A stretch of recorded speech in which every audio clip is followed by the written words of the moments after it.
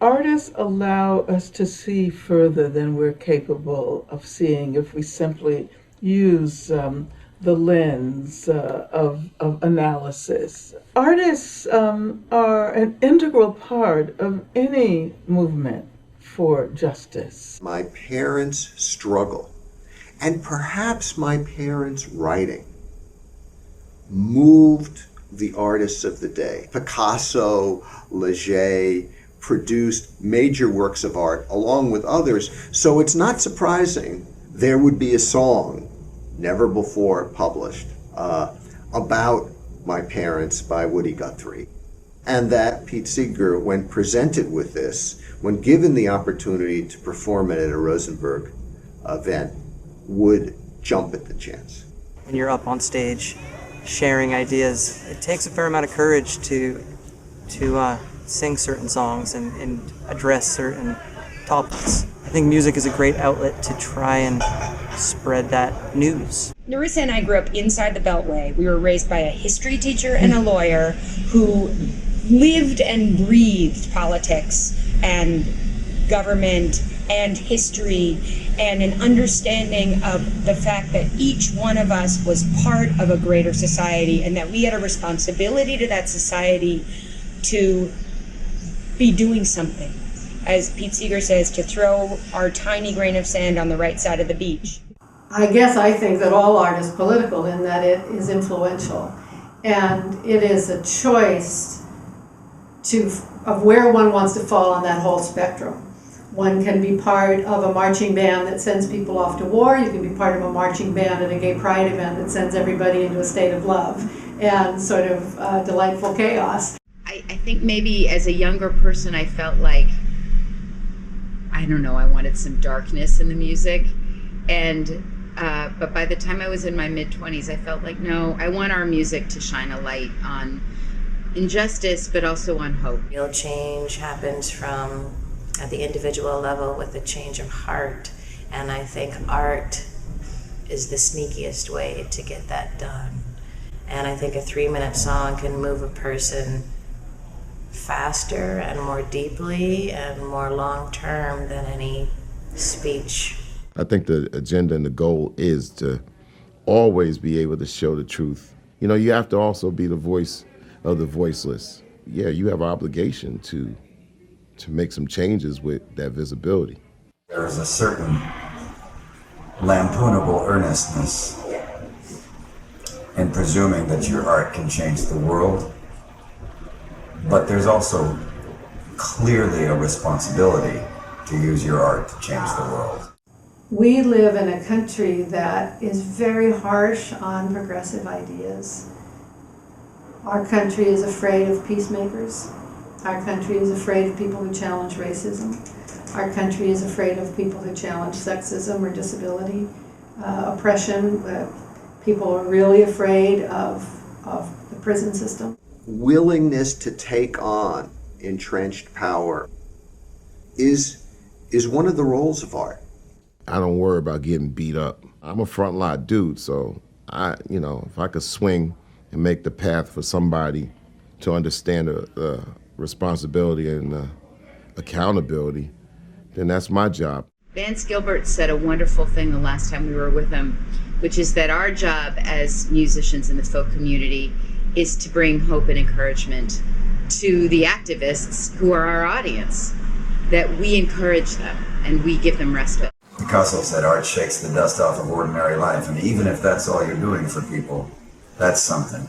Art can provide a safe harbor for children in a storm. And when I think about my own life in the Meeropol household, art was so central to my upbringing and to my healing that it was inevitable that art would become a central component of the RFC program, our way of helping children to heal.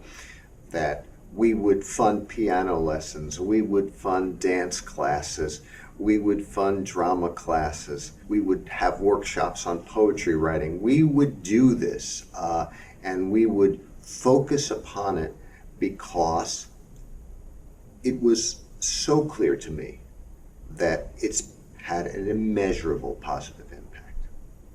And the idea that these kids whose parents are in trouble and therefore they are, that there'd be somebody out there not only wanting to help them, but who actually kind of understands what's just happened. Maybe better than they even do in some cases, depending on their age. I think that's huge. Things always happen to you as when you're a kid. They happen to you and you don't even know why. And I get the sense that the Rosenberg Fund for Children can, help to just make sense of those experiences for the kids, in addition to helping them through it. Every few years, we bring together either families with school-aged children or young adults for 4 days of getting to know each other, sharing their experiences, and artistic expression. And we found that through art, sometimes young people are able to release pent-up emotion and heal through that process of storytelling. To have there be a resource for children whose parents have been very particularly targeted in the way in which this organization understands so clearly, that's very moving to me, because their needs are very special and unlike the experiences of other children. So I've loved watching this organization grow and continue and survive.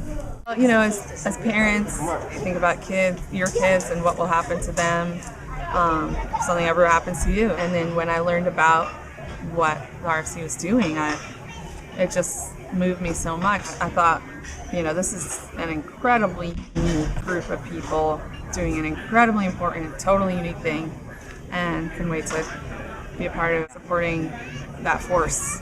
I'm just pleased to be part of an extended community that's out there trying to do good and make change and be committed to it. And RFC is a pillar, I think, in that community, in that long road. The list of artists who've been involved with Rosenberg Fund for Children events is so long it's hard to reel them all off, but they include Richie Havens and Country Joe McDonald, Ossie Davis, Susan Sarandon and Mandy Patinkin, Ed Asner, Harry Belafonte, Danny Glover appeared as my father, Ani DeFranco sang with Yu Phillips, Eve Ensler appeared as my mother, David Strathern and Cotter Smith as my father, Holly Neer, Ronnie Gilbert, Pete Seeger, Rebel Diaz, Bill T. Jones, Martina Spada, Charlie King and Karen Brandow, Pamela Means, and Mike and Ruthy, Howard Zinn, Tova Felsha, and Peter Yarrow, and I don't think I've exhausted the list. Many of these artists, like Angela Davis, performed multiple times on our behalf. I've been a passionate supporter of the Rosenberg Fund for Children since it was founded, and it was a real honor to have been invited to participate in the Children of Resistance event, as well as to serve on the advisory board. It is so important to nurture the next generation. This is how one creates sustainable social justice movements. And if one thinks about the generations going back to Julius and Ethel, and even before that, the generations of progressive activists that have kept alive the hope for justice in this country, I think this is really the true future of this country.